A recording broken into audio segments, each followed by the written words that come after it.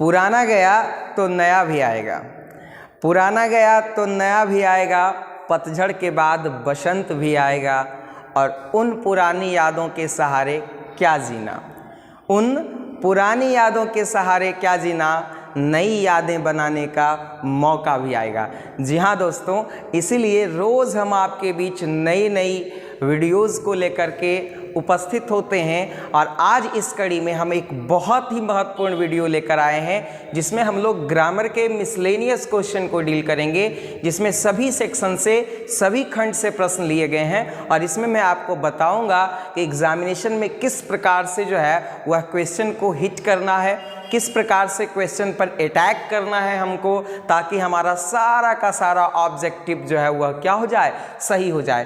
तो आइए इस सेशन में जो बहुत ही ज़्यादा महत्वपूर्ण प्रश्न है उन्हीं को इंक्लूड किया गया है, उन्हीं को शामिल किया गया है। तो इस सेशन की शुरुआत करें इससे पहले एक बार स्वागत है आप सभी का हमारे YouTube channel new classes Halsi में। आज हम लोग बहुत ही मज़ा करने वाले हैं, तो आप सबसे पहले एक बार लाइक बटन को हिट कर दीजिए, और अगर अभी तक आप अपने दोस्तों को लिंक शेयर नहीं किए हैं तो जल्दी से लिंक शेयर कर दीजिए। तो आइए आज के सेशन का जो पहला सवाल है बहुत ही शानदार सवाल है, उसके साथ हम शुरुआत करते हैं, और हाँ आप ज़रूर बताते रहिए कि आपको सेशन कैसा लग रहा है। तो पहला सवाल हमारा है, I am not interested dash buying a new car. आप लोग फटाफट कमेंट करके बताइए बाबू, क्योंकि मैंने पहले भी बहुत दफ़ा ये क्वेश्चन को बताया है। इंटरेस्टेड का मतलब क्या होता है? इंटरेस्टेड का मतलब होता है रुचि रखना। इंटरेस्टेड का मतलब क्या होता है बाबू? रुचि रखना। अब देखिए यहाँ पे क्या है, जब कोई किसी चीज़ में इंटरेस्टेड हो, तो यहाँ पर देखिए जब कोई किसी चीज़ में इंटरेस्टेड हो, इंडल्ज हो, इंगेज हो, तो वहाँ पर बाबू हम लोग किस प्रीपोजिशन का प्रयोग करते हैं? इन प्रीपोजिशन का प्रयोग करते हैं, और ये बहुत ही ज़्यादा महत्वपूर्ण कंसेप्ट बन जाता है। तो इस प्रकार से इस प्रश्न का जो राइट आंसर हो जाएगा वो ऑप्शन नंबर ए हो जाएगा। ये बहुत ही वीआई क्वेश्चन है एग्जामिनेशन पॉइंट ऑफ व्यू से, इसलिए आप निश्चित रूप से इसे याद रखेंगे। चलते हम लोग अगले प्रश्न की ओर। A lot of ships cross Pacific ocean. देखिए बाबू यहाँ पे पैसिफिक ओशियन का मतलब होता है प्रशांत महासागर। क्या होता है बाबू? प्रशांत महासागर। और जो भी सागर के नाम हैं, महासागर के नाम हैं, नदियों के नाम हैं, तो इनके पहले हम लोगों को जो है वह कौन सा आर्टिकल यूज करना पड़ता है बाबू? तो हम लोगों को डेफिनिट आर्टिकल दी यूज करना पड़ता है। तो इस प्रश्न का जो राइट आंसर हो जाएगा वो ऑप्शन नंबर सी हो जाएगा। अब देखिए यहाँ पे क्या है, आप एक बार प्रश्न को देखने के बाद ऑप्शन को जरूर ध्यान से देखेंगे, ताकि आपको ये पता चल सके कि हमको किस प्रकार से इस प्रश्न को डील करना है। तो इस प्रकार से इस प्रश्न का right answer option number C होगा।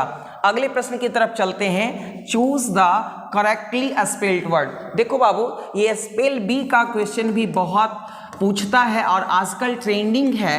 1, 2 क्वेश्चन 3 क्वेश्चन स्पेल बी से रहते ही हैं। तो इसके जो विभिन्न टाइप है उनसे प्रश्न रहते हैं, और ये सब बहुत ही स्कोरिंग होता है, इसलिए आप इन सब प्रश्न को ध्यान से देखिएगा।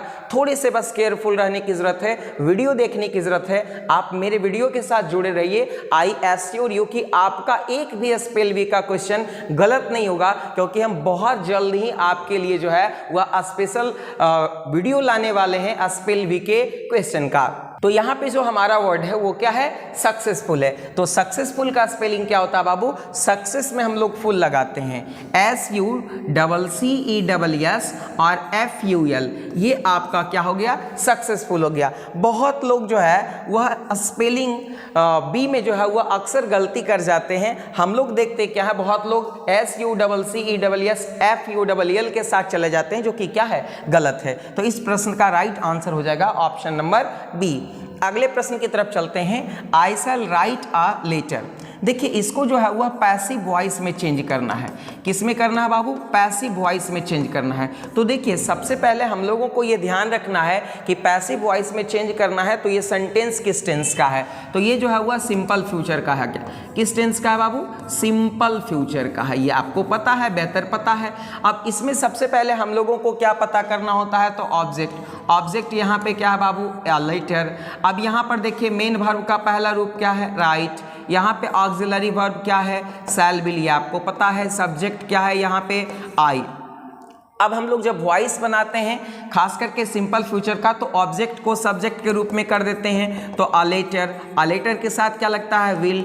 और पैसिव जब हम लोग बना रहे तो सिंपल फ्यूचर सेंटेंस का, तो वहाँ पर हम लोग जो है वह वी का प्रयोग करते हैं, तो विल के साथ वी, और वी के बाद जो है वह वर्ब के तीसरे रूप का प्रयोग, यानी राइट का तीसरा रूप क्या हो जाएगा बाबू, रिटन हो जाएगा। और बाई, आई का ऑब्जेक्टिव केस क्या हो जाएगा, मी हो जाएगा। तो देखते हैं हम लोग हमारा कौन सा ऑप्शन मैच कर रहा है, तो हमारा डी नंबर ऑप्शन बिल्कुल मैच कर रहा है। तो इस प्रश्न का जो राइट आंसर हो जाएगा वो ऑप्शन नंबर क्या हो जाएगा, डी हो जाएगा। और वॉइस से भी बहुत ज़्यादा सवाल पूछे जाते हैं, 2 से 3 मार्क्स जो है वो वॉइस से श्योर शॉर्ट पूछे जाते हैं, इसलिए आप इस चैप्टर को अच्छा से पढ़िएगा और हम जल्द ही वॉइस के लिए एक स्पेशल वीडियो आपके बीच लेकर आएंगे। चलते हम लोग अगले प्रश्न की ओर। Choose the correct sentence. ये सेंटेंस है, इसमें आपको चूज करना है कि कौन सा सेंटेंस सही है और किसमें टेक्निकल या ग्रामेटिकल गलती नहीं है। तो देखिए बाबू, more we get the more we want, यहाँ पर देखिए क्या है, मोर कंपेरेटिव वर्ड है, और कंपेरेटिव वर्ड के पहले आमूमन तो हम लोग आर्टिकल का प्रयोग करते नहीं हैं, लेकिन 2 परिस्थितियों में करते हैं, एक पैरेलल कंपैरिजन में। तो यहाँ पैरेलल कंपैरिजन में है तो हमको दोनों के पहले दी आर्टिकल का प्रयोग करना है, तो यहाँ पे ये ऑप्शन क्या है, बिल्कुल गलत है।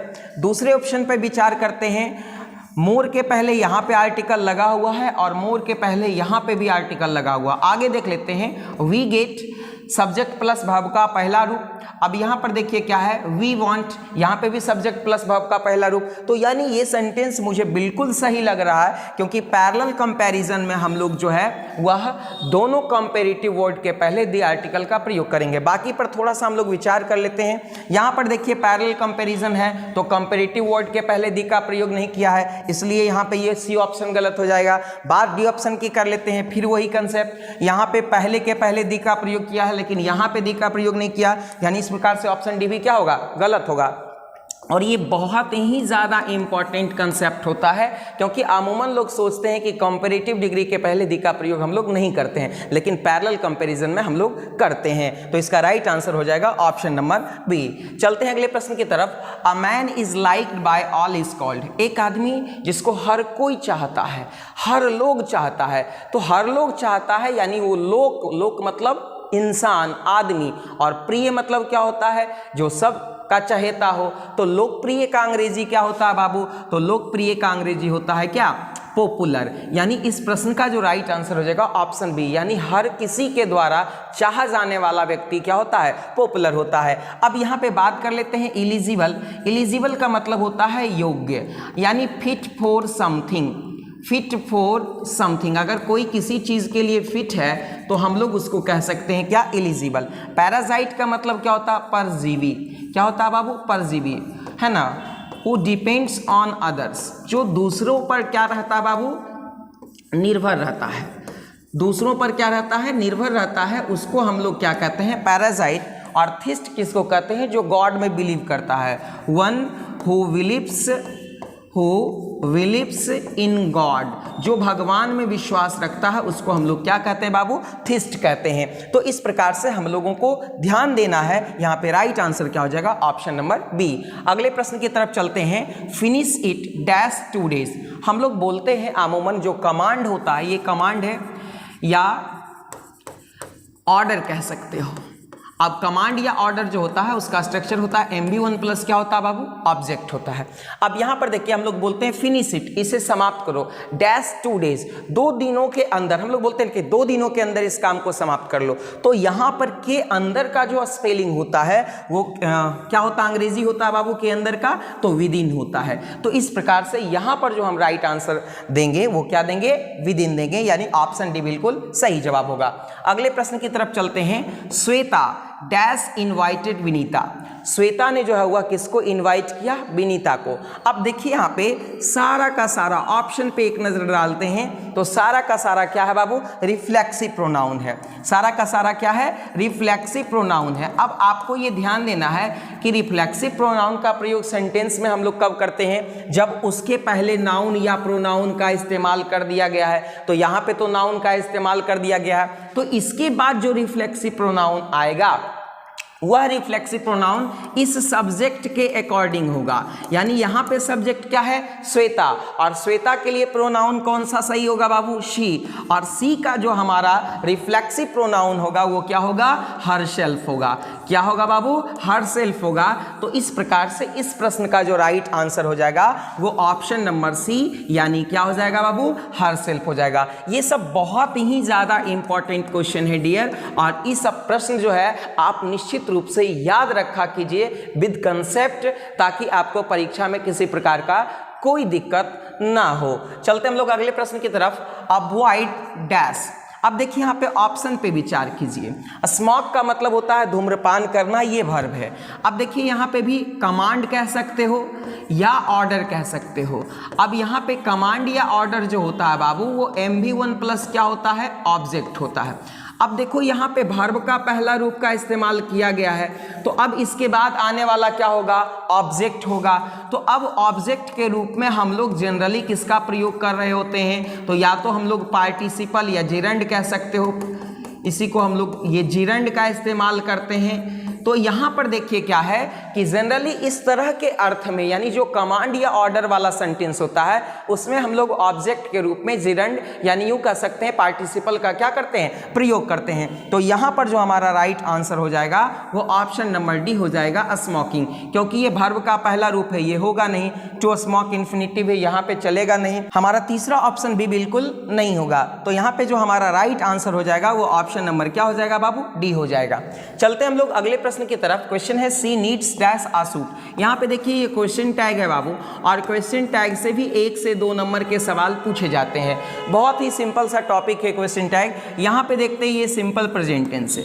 कौन सा टेंस है बाबू, सिंपल प्रेजेंट टेंस है। और सिंपल प्रेजेंट टेंस में हम लोगों को ये याद रखना है कि ऑक्सिलरी वर्ब के रूप में, किस रूप में बाबू, ऑक्सिलरी वर्ब के रूप में या तो डू का प्रयोग करते हैं या डज का। और डज हमारा क्या होता है बाबू, सिंगुलर होता है, और डू क्या होता है बाबू, प्लूरल होता है। अब देखिए यहाँ पे क्या है, क्वेश्चन टैग बनाने के लिए 2 बातें आपको ध्यान रखना है। अगर ये सेंटेंस आपका पॉजिटिव है तो आपका क्वेश्चन टैग क्या बनेगा बाबू, तो क्वेश्चन टैग आपका निगेटिव बनेगा। क्या बनेगा बाबू, निगेटिव बनेगा।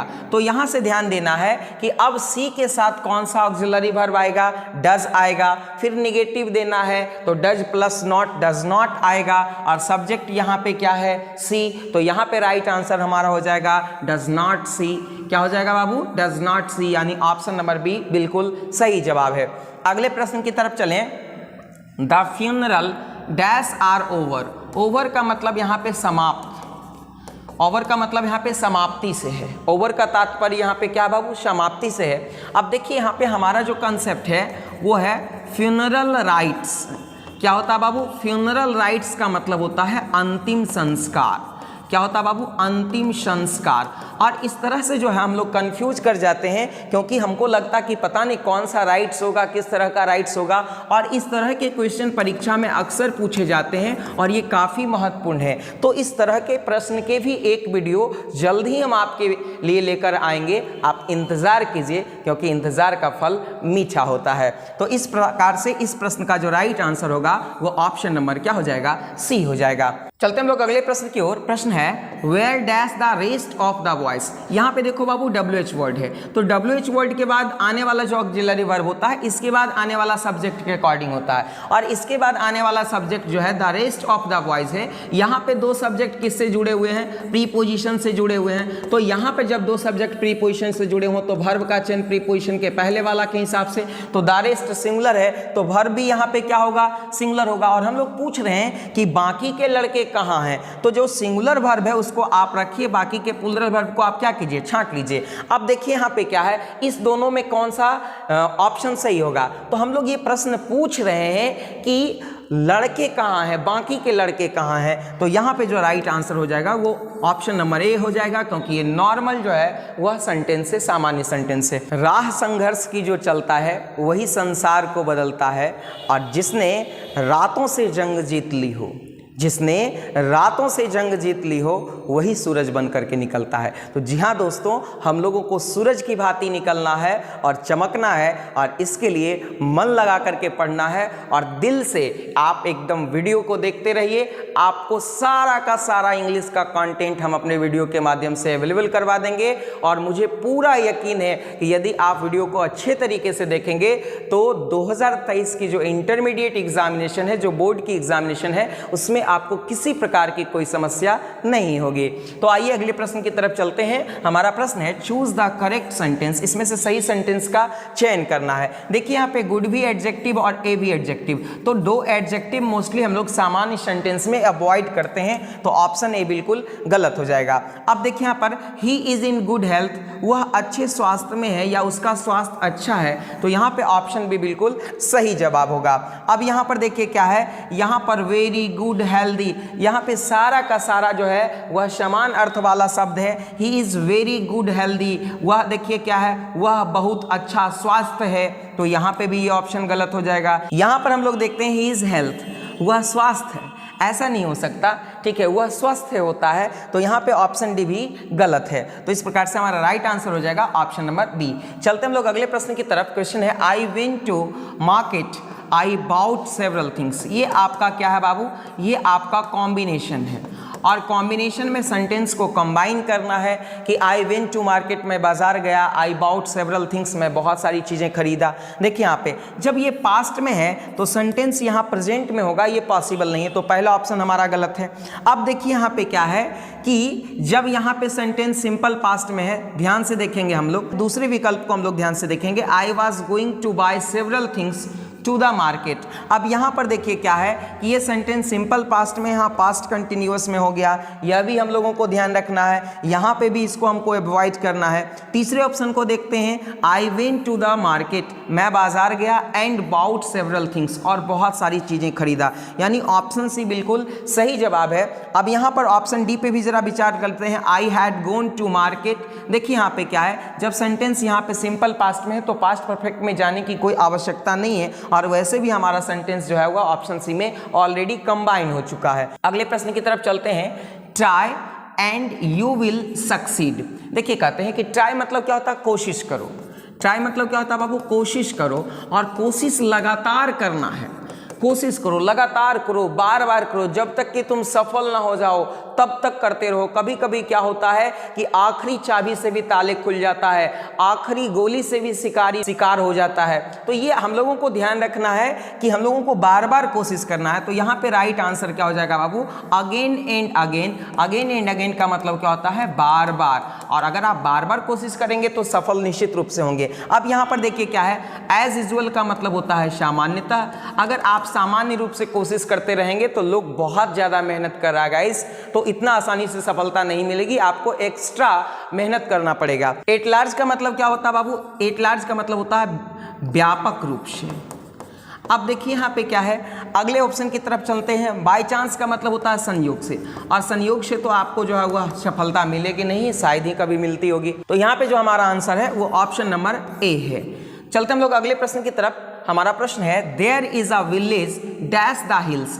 हिल्स मतलब होता है पहाड़ियाँ, और जो एक गांव है, देयर इज अ विलेज का मतलब क्या होता है बाबू, एक गांव है, और वो गांव कहाँ है भाई, तो पहाड़ियों के नीचे। जब कोई किसी के नीचे हो और उसके संपर्क में हो तो वहाँ पर हम लोग विनीत का प्रयोग करते हैं। तो इस प्रश्न का जो राइट आंसर हो जाएगा वो क्या हो जाएगा, विनीत हो जाएगा। जब कोई किसी के नीचे हो और जिसके नीचे हो संपर्क में हो तो वहाँ पर हम लोग विनीत प्रीपोजिशन का प्रयोग करते हैं। चलते हम लोग अगले प्रश्न की ओर। प्रश्न है choose the correctly spelled word. सही उच्चारण वाले शब्द को आप चुनिए। देखिए यहाँ पे जो पहला शब्द है उसका उच्चारण गलत है। यहाँ पर देखिए जो जो इसका स्पेलिंग है वो मैं लिख रहा हूँ INTRUGUE। इंट्रीग्यू का मतलब होता है षड्यंत्र। इंट्रीग्यू का मतलब क्या होता है बाबू, षड्यंत्र।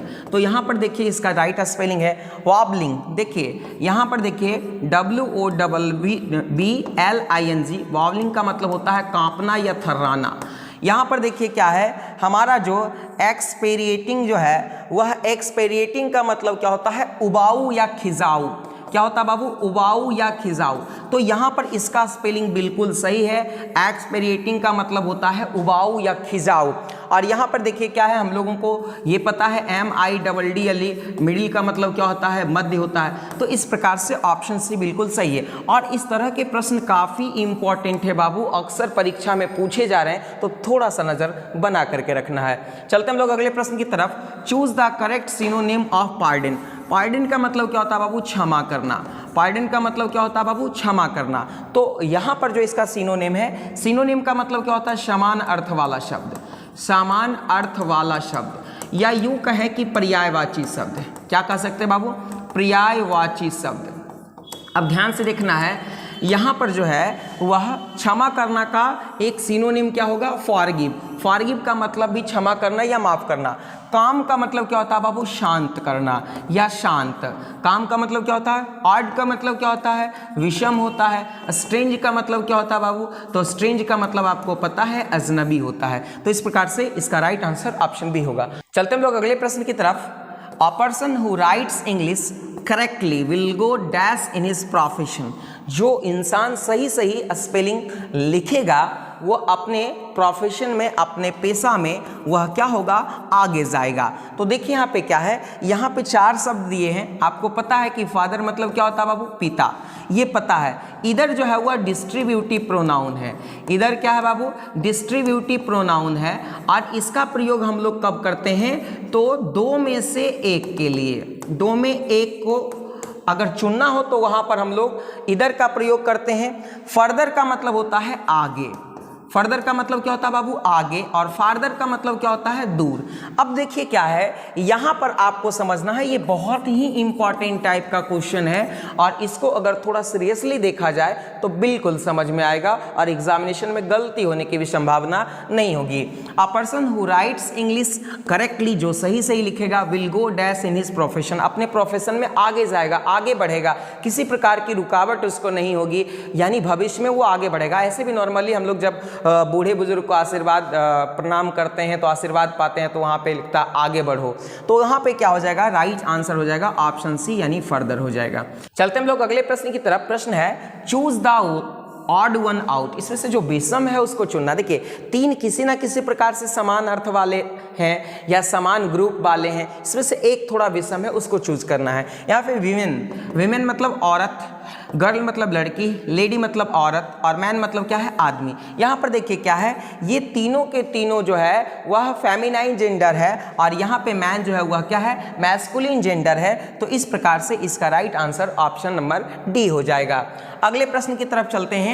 Are you attending dash reception today. यहाँ पर देखिए यस नो क्वेश्चन है, और यहाँ पे पूछा जा रहा है आर यू अटेंडिंग, क्या आप अटेंड कर रहे हैं डैश रिसेप्शन टुडे, रिसेप्शन को, आज का जो रिसेप्शन है, यानी खास रिसेप्शन है। तो जब किसी को खास बना दिया गया तो उसके पहले डेफिनेट प्रोनाउन दी का हम लोग जरूर से जरूर क्या करेंगे, प्रयोग करेंगे, यानी ऑप्शन सी बिल्कुल सही जवाब है। अगले प्रश्न की तरफ चलते हैं। She is writing a birthday dash right now. Right now का मतलब होता है अभी अभी, और जिस सेंटेंस में राइट नाउ लगा हो तो वो सेंटेंस निश्चित रूप से प्रेजेंट कंटिन्यूअस का होगा। ये भी आपको ध्यान रखना, और दिख भी रहा है कि ये सेंटेंस किसका है, तो प्रेजेंट कंटिन्यूअस का है। ये सब आपको ध्यान देना है, एकदम पूरा डीपली ध्यान देना है। तो बर्थडे का कोई मैसेज लिखता है, बर्थडे का कोई नोट लिखता है भाई, तो यहाँ पे राइट आंसर क्या हो जाएगा, मैसेज, यानी ऑप्शन नंबर ए। बर्थडे का टिकट क्या लिखेगा जी, बर्थडे का मेनू क्या लिखेगा, बर्थडे का खाना है क्या। अब मैप क्या होता है बर्थडे का, मुझे नहीं पता, तो यहाँ पर ऑप्शन ए बिल्कुल सही जवाब होता है। अगले प्रश्न की तरफ चलते हैं। Do you dash T85। अब देखिए यहाँ पे ये भी आपका क्या है, एसनो क्वेश्चन है, और ये भी पता है आपको कि जब डू लगा हुआ है तो ये प्रेजेंट टेंस का जो है, सिंपल प्रेजेंट टेंस का इंट्रोगेटिव सेंटेंस है। तो जब ये सिंपल प्रेजेंट टेंस का इंट्रोगेटिव सेंटेंस है बाबू, तो आपको ये ध्यान देना है कि जो पास्ट के वर्ब है वो यहाँ पे क्या कर रहे हैं, तो आप पास्ट के वर्ब है उसको आप कट कर लीजिए। अब देखिए जरा, आपको ध्यान से देखना है कि यू के साथ जो है वह हम लोग हैज़ का प्रयोग किसी भी परिस्थिति में तो कर नहीं सकते, तो यहाँ पे हैज़ भी कट हो गया। अब देखिए जब सिंपल प्रेजेंट टेंस है तो यहाँ पे इंट्रोगेटिव सेंटेंस में इज आर का तो कोई रोल नहीं है, तो यहाँ पे राइट आंसर हो जाएगा ऑप्शन नंबर डी यानी हैव। यानी do you have tea at 5 का मतलब क्या आप 5 बजे चाय लेते हैं, यानी ऑप्शन नंबर डी बिल्कुल सही जवाब होगा। अगले प्रश्न की तरफ बढ़ते हैं। What is the time dash your watch. मैंने पहले भी इस प्रश्न को डिस्कस किया है कि घड़ी के द्वारा समय बताया जाता है, तो के द्वारा के अर्थ में हम लोग किस प्रीपोजिशन का प्रयोग करते हैं, वाई प्रीपोजिशन का प्रयोग करते हैं, तो यहाँ पे राइट आंसर हो जाएगा ऑप्शन नंबर डी यानी बाई। अगले प्रश्न की तरफ चलते हैं। मोर देन 60 बॉयज, यहाँ पे इसको ध्यान से देखिए, ये देखने से ही आपको स्पष्ट रूप से क्या लग रहा है, प्लूरल लग रहा है। मोर देन 60 बॉय का मतलब, बॉयज का मतलब होता है कि 60 से अधिक लड़के, यानी इनकी संख्या 60 से ज़्यादा है, डेफिनेटली प्लूरल है, तो यहाँ पे जो है वह वर्ब क्या लगेगा बाबू, प्लूरल लगेगा। तो आप सबसे पहले ये देखो कि सिंगुलर वर्ब कौन कौन से हैं, उसको आप अलग कर लो। अब देखो यहाँ पे ऑप्शन ए और डी में कौन सा होगा, तो यहाँ पर देखिए पास्ट है, पास्ट जो है वह वर्ब का क्या है, तीसरा रूप है, तो पास्ट वर्ब का तीसरा रूप है, तो इसके पहले हम लोग हैज या हैव में से किसी का प्रयोग करेंगे। तो हैज और हैव में प्लूरल कौन है बाबू, तो हैव प्लूरल है, तो यहां पे राइट आंसर हो जाएगा ऑप्शन नंबर 1 यानी हैव। अगले प्रश्न की तरफ चलते हैं। You alone were to blame for this, आप अकेले जो है वह इसके लिए आरोपित थे। अब यहां पर देखिए आप अकेले इसके लिए आरोपित थे, यहां पर ध्यान से देखिए, you were not to blame for this alone. देखिए यहां पे ये भी आपको ध्यान से देखना है कि कौन सा ऑप्शन सही है। None but you, none but you मतलब कोई नहीं, तुम were to blame for this, none but you का मतलब कोई नहीं, लेकिन तुम जो है वह ब्लेम करने के लिए थे इस काम के लिए, तो यहाँ पे राइट आंसर हो जाएगा ऑप्शन नंबर बी हो जाएगा, यानी ऑप्शन बी बिल्कुल इसका सही जवाब होगा। अगले प्रश्न की तरफ चलते हैं। द मैन केम, देखिए यहाँ पे सब्जेक्ट प्लस V2।